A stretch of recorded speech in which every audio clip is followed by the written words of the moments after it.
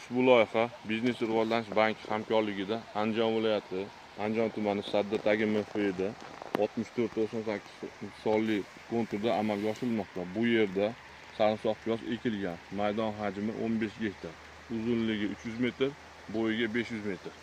Bu yerdagi ekinlar zamonaviy usullar bilan parvarishlanmoqda.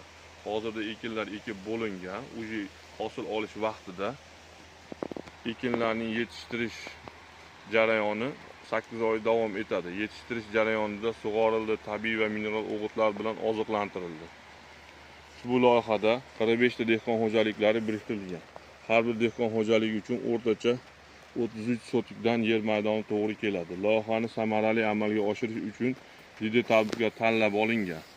Shu loyiha bo'yicha har bir gektardan 7 tonna, jami 105 tonna hosil olish rejalashtirilgan. Mazkur ekin yig'ishtirib olingandan so'ng ikkinchi ekinga ham yuqori daromadli ekin turlari ekish orqali yer egalarining daromadlari yanada oshirib boriladi.